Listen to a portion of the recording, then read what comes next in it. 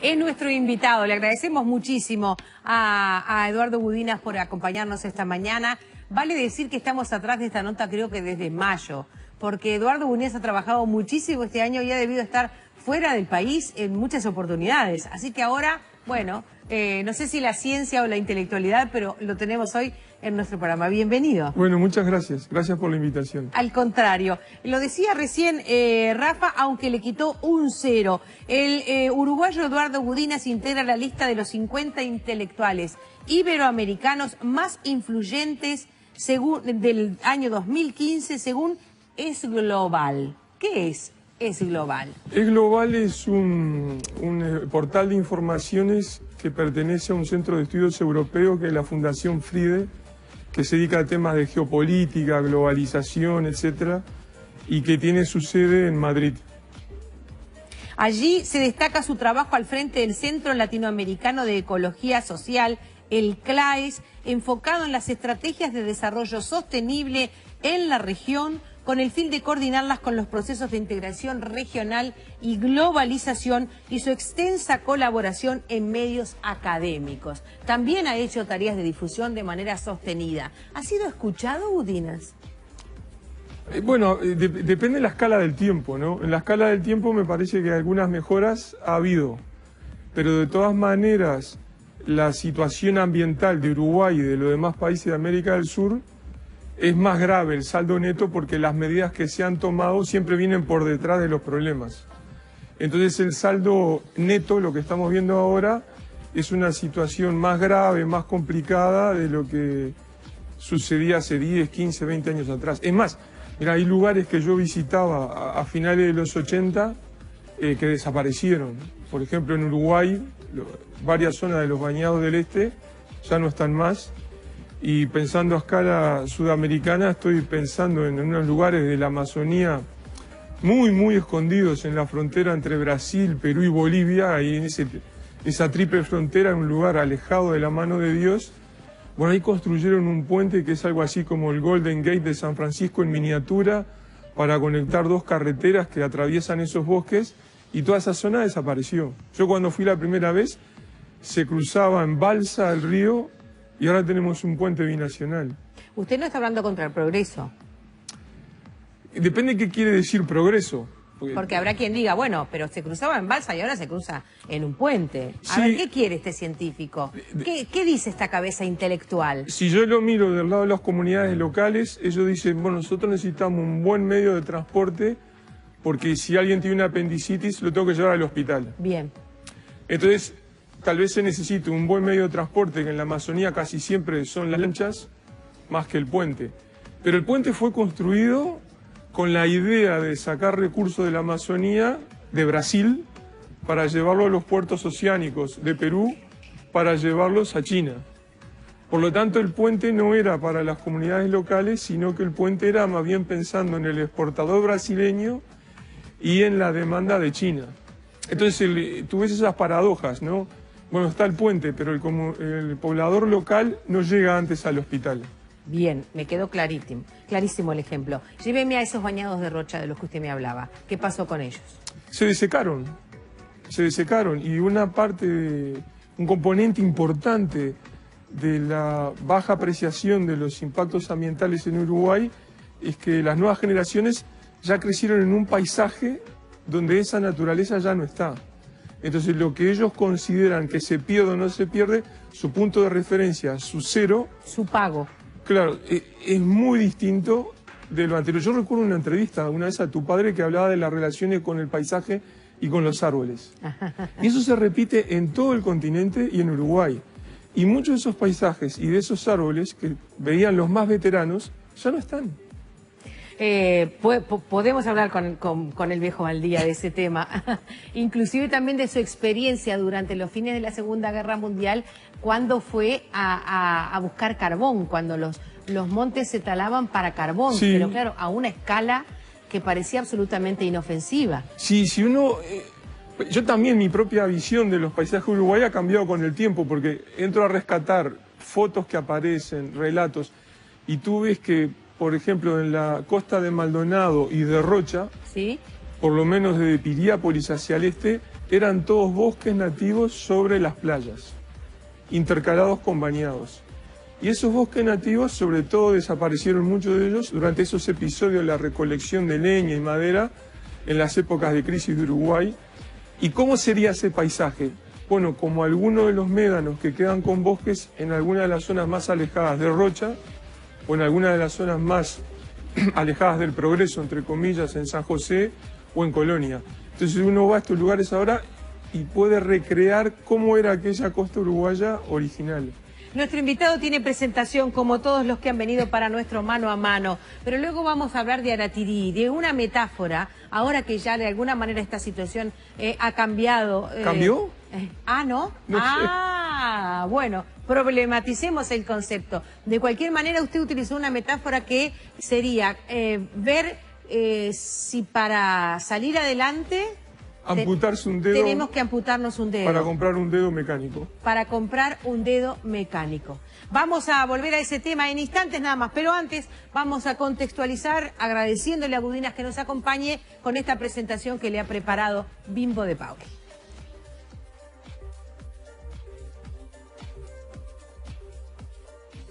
Eduardo Gudinas nació en La Comercial en 1960 y allí vivió casi toda su vida. Estudió medicina, pero movido por la militancia ambientalista, realizó cursos acerca de la ecología social y prácticamente ha dedicado a eso su vida. Publicó más de una decena de libros y muchísimos artículos en revistas académicas relacionadas con el desarrollo sustentable, es decir, la posibilidad de explotar los recursos naturales sin depredar el planeta y el respeto al medio ambiente. Trabaja junto a redes y organizaciones, realizando talleres de análisis y formación, tanto a nivel ciudadano como universitario. Es consultor e investigador en múltiples agencias internacionales. En 1989 fue el coordinador del primer Congreso Latinoamericano de Ecología y tras haber recorrido varias organizaciones mundiales, incluyendo las Naciones Unidas, fue reconocido como uno de los 50 intelectuales iberoamericanos más influyentes en el año pasado.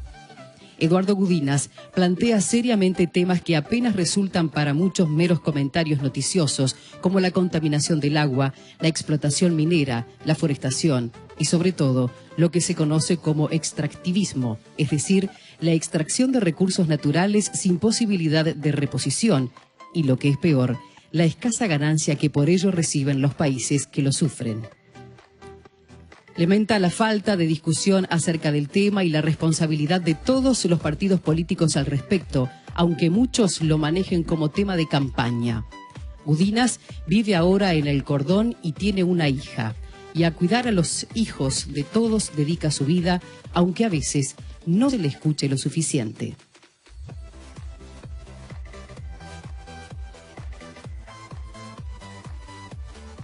¿Cómo calificamos este informe, Gudinas? Excelente, estoy muy sorprendido. Trabajaron mucho en la producción, muy agradecido. Bueno, de eso se trata, porque siempre es necesaria una contextualización. Si yo invito a un hombre que conozco, valoro y respeto desde hace muchísimos años, con quien hemos tenido muchas entrevistas, pero ahora me dicen, Gudinas viene a hablar de extractivismo, y yo, que he tenido la suerte de compartir más de una nota con usted, no sé de qué estamos hablando, digo, tenemos que contextualizar. ¿De qué se trata? Es extraer masivamente recursos naturales para exportarlos.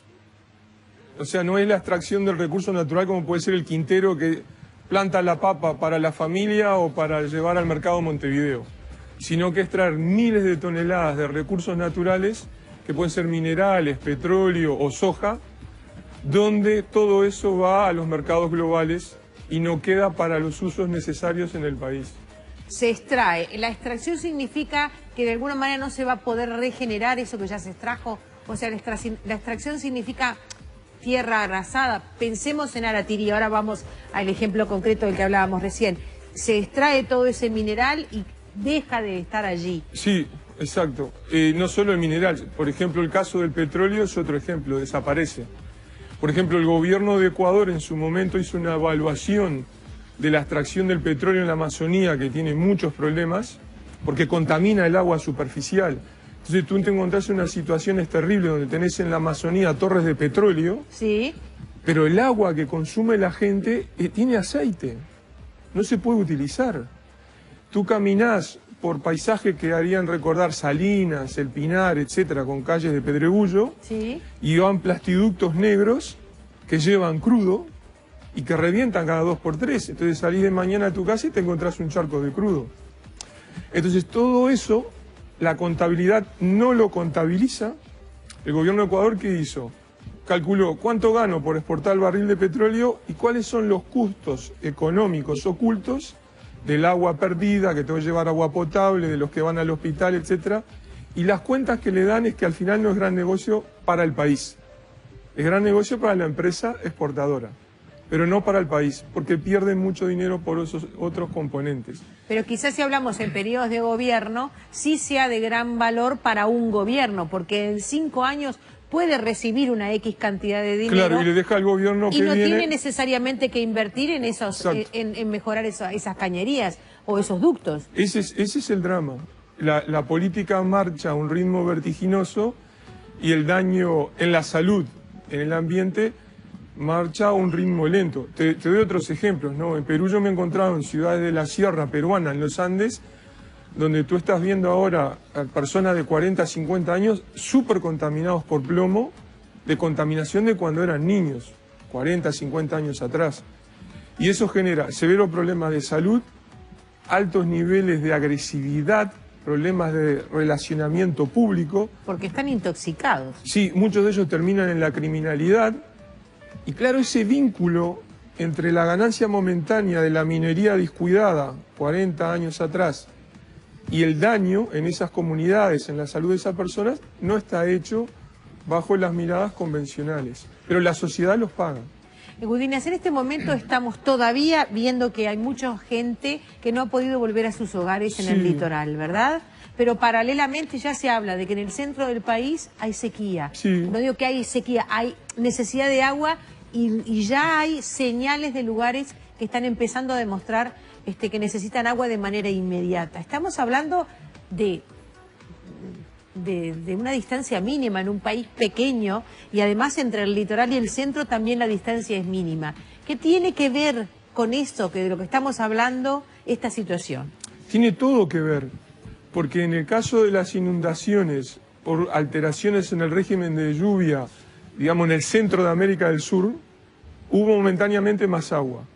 Los ambientes que tenían que servir como esponjas naturales para aguantar, para sostener las inundaciones, especialmente bañados y bosques naturales sobre los cursos de agua, no están más. O porque hay gente, porque hay ciudades o porque hay monocultivo de soja. Entonces el agua baja en tren expreso.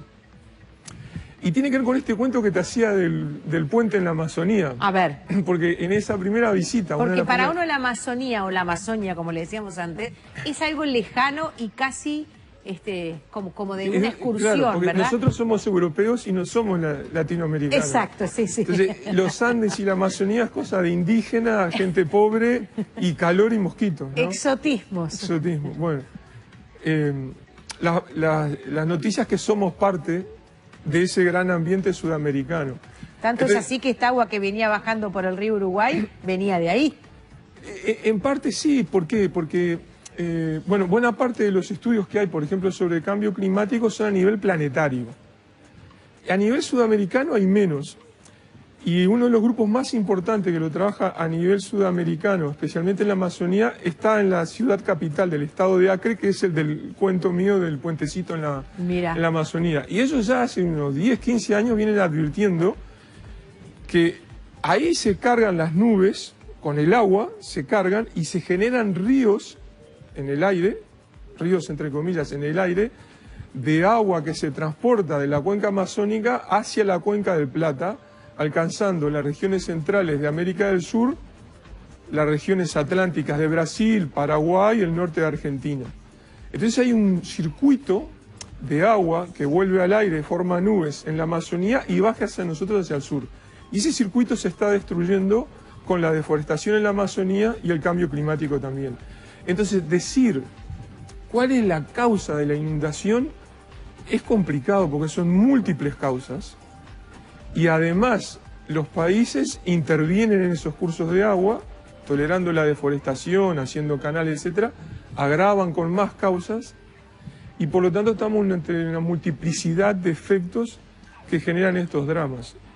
Y ahí hay que tirarle las orejas a los gobiernos y al Mercosur, porque en medio que da vergüenza que el Mercosur no tenga unos sistemas de análisis regionales y políticas regionales, por lo menos para manejar los temas ambientales, manejar los recursos acuáticos compartidos y comenzar a gestionar a nivel de grandes cuencas esta problemática, ¿no? Hay por lo pronto inclusive una descoordinación a nivel Mercosur del monitoreo. No digo ya del tratamiento de la toma de decisiones. Sí, porque... Pero ni siquiera se pusieron de acuerdo los gobiernos, los técnicos de los gobiernos uruguayo o argentino o uruguayo en el estado del agua en el río Uruguay. Sí, viste, y de ahí me vuelvo de nuevo con tu padre. Porque ahí hay una cosa del terruño. ¿Cuántos indicadores necesita uno para saber que un río está contaminado en problemas? Entonces, los estudios técnicos no pueden ser al infinito, porque además se convierte en una muletilla para posponer medidas concretas. Entonces, siempre se está pidiendo un nuevo estudio. Pero si tú ves al chiquilín con fiebre, hay que hacer algo ya. No puedo estar esperando a hacer más y más estudios. Budina, ¿qué pasa con el río Santa Lucía? Es lo mismo. Mirá, te traje esto, que también estoy en estilo retro. Esto es un recorte del diario El País, ¿sí?, del año 1999. Déjelo quietito esa cámara que así lo vamos a captar ahí. ¿Del año? 1999. Bien. 18 años. Advertencia a Uruguay sobre crisis en sus recursos hídricos. No era alarmismo. Entonces, desde fines de los 90 hay advertencias, e incluso en este artículo hay una referencia específica al Santa Lucía, de los problemas que enfrentaba Uruguay. Este artículo habla de contaminación en el Santa Lucía, en el río Uruguay, en los ríos en los arroyos de la capital. Por lo tanto, nos estamos acercando a 20 años de alertas y de diagnósticos sin tomar las medidas concretas. Por último, ¿qué incidencia tiene un pensamiento como el suyo, un trabajo como el suyo, una sabiduría como la suya en la toma de decisiones a nivel político o a nivel país? Bueno, a nivel de los políticos, hay momentos en que los países, la sociedad de los países están en situaciones de pico, de movilización, de pensar nuevos temas y de aperturas, y se producen cambios. Uruguay no está en ese momento. Ajá. No está en ese momento. Esos diferentes picos de disposición al cambio, en qué se entiende por progreso, qué se entiende por desarrollo, qué se entiende por ambiente, alternan en diferentes países. Entonces, en Uruguay esto está quieto. Creo que estamos viviendo una herencia todavía de cómo se han maltratado las cuestiones ambientales en los últimos años. ¿Dónde está en efervescencia esta discusión? En los países andinos. Bien. ¿Dónde está? Incluso hay una discusión mucho menor que a la uruguaya, en Brasil sorpresivamente. Bien, pero nosotros tenemos un Ministerio de Medio Ambiente. De nuevo, tenemos, porque me explico. Esta última rendición de cuentas, la propuesta del gobierno incluyó un componente muy extraño, que era crear una unidad ambiental paralela dentro de la Presidencia de la República. Entonces, ¿cómo le puedo explicar esto a la gente que me está escuchando en su hogar? Yo creo que la mejor analogía es pensar en el Ministerio del Ambiente como que fuera el Ministerio de Salud. Bien. Y el Ministerio del Ambiente trabaja en la salud del ambiente. Bien. Entonces nosotros necesitamos un ministro del Ambiente vigoroso y preocupado por la salud pública. Pero si a la agencia ambiental le ponen una agencia paralela dentro de la presidencia, es raro. Es como que hayan creado dentro de la presidencia un ministerio de salud pública en paralelo. Y también me pongo del lado del funcionario del Ministerio del Ambiente. ¿A quién le respondo yo al final del día, en el mundo real? ¿No? En el mundo real, claro, cuando cierro el escritorio. ¿Le respondo al que tiene teléfono directo con el presidente o le respondo al ministro? Me pongo en el lugar de los paisanos que están contaminados por glifosato en algunos lugares del interior del país. ¿Dónde llevo las demandas? ¿Al Ministerio del Ambiente o las tengo que llevar a la OPP? Entonces se ha generado una forma de encarar institucionalmente la gestión ambiental confusa, que no está clara y eso es una mala medida para comenzar a revertir esta problemática. Y el mientras tanto de la inundación, el mientras tanto de la gente que necesita plantar soja porque siente que económicamente es lo que le reditúa en su vida humana, ¿verdad? Porque todos tenemos un lapso en esta tierra. Bueno, esos deterioros siguen avanzando. Ajá. Tengo un comentario para usted que dice que usted es un excelente profesional, lo hace Giancarlo Machado y lo felicita. Bueno, ¿Dónde habla de estas cosas, Gudinas? Bueno, ¿entre gente que coincide con usted o...? No, tratamos de hablar entre gente que no coincide. Bien. Que tanto en Uruguay como especialmente en los países vecinos. Y entonces, por ejemplo, algunas de las cosas que ustedes mostraron en el video son talleres y encuentros que se hacen con usualmente organizaciones ciudadanas en distintos países, acompañándolas y apoyándolas. Yo creo que ese es el trabajo, el carozo del trabajo nuestro. Entonces, según el país en que uno está, el bullying viene... de determinado lado. Claro, enfoca distinto. Entonces, en unos países nosotros somos la izquierda radical y en otros países nosotros somos la derecha convencional. Porque eso también muestra de que la cuestión ambiental abordada en serio deja mal parado a todas las perspectivas contemporáneas de la política. La política convencional contemporánea, hay problemas que todavía no le agarran la vuelta, que son, en América del Sur está bien claro, el tema ambiental, el tema género, qué hacer con las minorías raciales, qué hacer con los indígenas, no le agarran la mano, ni por derecha ni por izquierda. El enemigo público número uno, Eduardo Gudinas ha estado con nosotros en nuestro programa. Aún así, hay una demanda permanente de sus investigaciones y de su compromiso. Sí, bueno, eso es lo bueno. Nosotros realmente no damos abasto. Bueno, eso tiene bueno que de la demanda, por otro lado, también es un síntoma de los problemas que persisten en todos los países, ¿no? ¿Hay algo que podamos hacer en nuestra casa? Sí. En esa cosa chiquita de decir, escuché a este hombre en televisión. Es uno de los 50 intelectuales más influyentes de acuerdo a determinado rango. ¿Yo puedo hacer algo? Sí, lo primero que yo le diría a todos es limpiar la ciudad, porque la ciudad tiene un nivel de mugre, de suciedad, de basura, que bueno, habrá 10 millones de problemas con la Intendencia y los funcionarios municipales aceptados, pero también hay una enorme responsabilidad de los vecinos y hay niveles de basura intolerable, ¿no? Entonces es necesario manejar con más responsabilidad la basura, no tirarla donde no se debe y comenzar a ver nuestra relación con el entorno de otra manera. Ahí también tengo un cuento. Ahí hace pocas semanas estaba en el Parque Rodó y quedé pero así súper impactado y deprimido de ver una familia con los niños chicos comiendo en pleno Parque Rodó arriba del césped. Y entonces abrían envases de plástico de lo que comían, que se lo tiraban sobre ellos mismos y sobre el suelo, y ellos seguían comiendo sobre su propia basura, y no la ven. Ya no la ven. O sea, y tenemos tanta basura en la ciudad que mucha gente no la ve. Entonces yo creo que ese cambio sí, comienza por nosotros y debe ser tal vez de las primeras tareas de una ecología de la cotidianidad para comenzarla ya. Gracias por haber venido. Bueno, gracias a ustedes.